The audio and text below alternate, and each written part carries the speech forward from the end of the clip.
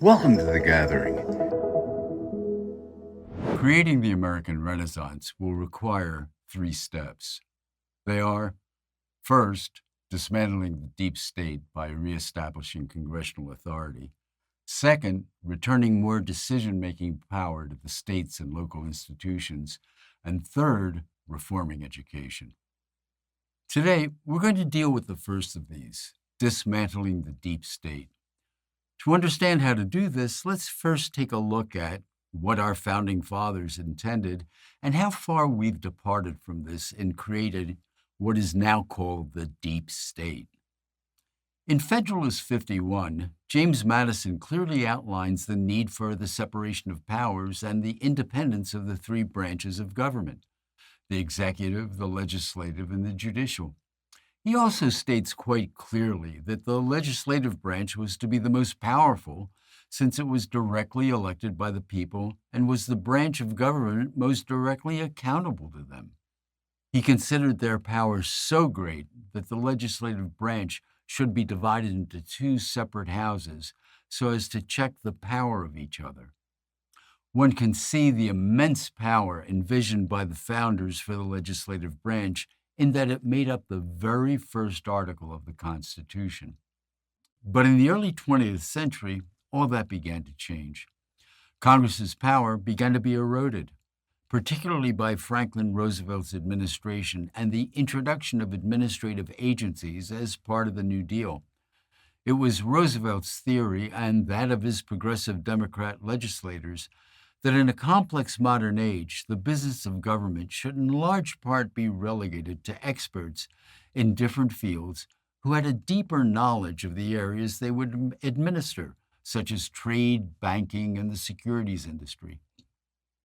Since that time, the number of agencies and their powers have grown to such an extent that it was often the administrative agencies and not the Congress that enacted the most important laws that govern our lives.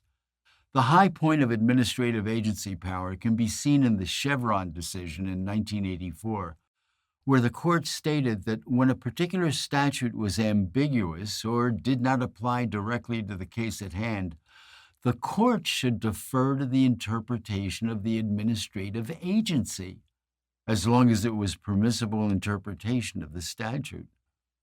Imagine that. Courts deferring to administrative agencies. The administrative agencies already had rulemaking authority, which made them mini legislatures, along with enforcement powers that gave them executive power. With the Chevron decision, they now had judicial power as well. With legislative, executive, and administrative powers, these agencies could now be seen as an independent government, neither elected nor accountable to the people, something that the founders would have never tolerated, and which also undermined their legitimacy in the eyes of the people.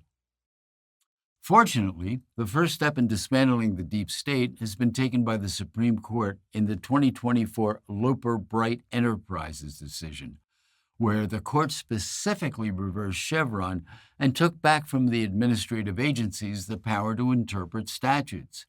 Now it is the courts, and the courts alone, that can determine the meaning of a statute. Though this was a crucial step in dismantling the deep state, courts are limited in what they can do, and more must be done. The next crucial step in dismantling the deep state is the elimination of many unnecessary agencies that have emerged over the years. The first agency targeted by most conservative lawmakers is the Department of Education, which has done nothing to improve education in the United States. The agency's current budget of $2.1 billion could be converted into a national voucher program to support school choice, especially among low-income families. Another candidate would be the Corporation for Public Television, which receives over $500 million a year of federal funding. Why should the government subsidize these television and radio stations with your tax dollars when there are so many free forms of television and radio entertainment and other choices that people choose to subscribe to?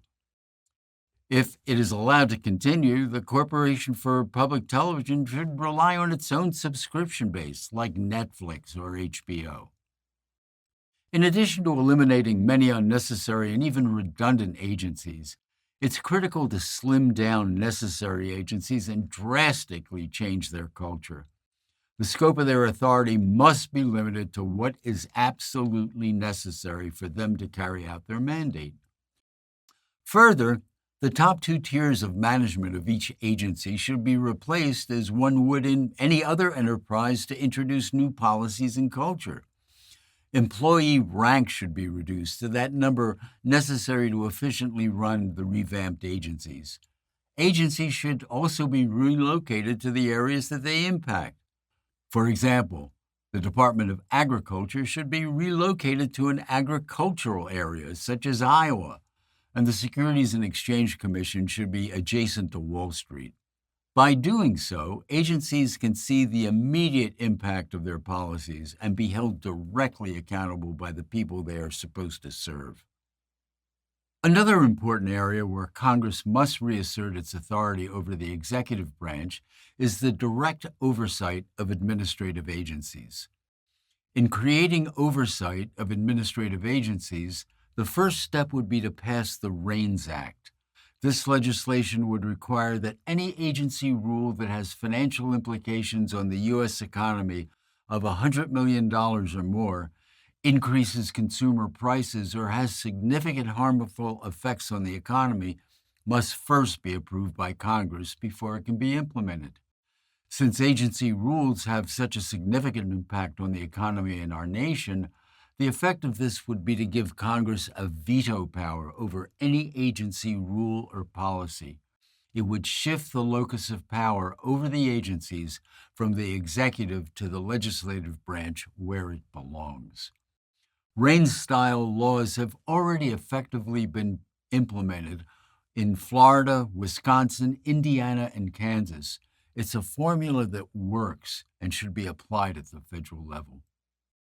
Limiting the power of agencies, eliminating unnecessary ones, slimming them down, relocating them, and giving Congress veto power over administrative rulemaking will go a long way in dismantling the deep state. In our next podcast, we'll be discussing the second step in recreating our nation, returning more power to the states. See you there. For The Gathering, I'm Leonardo Radomile. Thanks for listening, and if you like what you heard, give us a quick thumbs up and subscribe. To learn more about The Gathering and our free course, check out our webpage. You'll find the link below.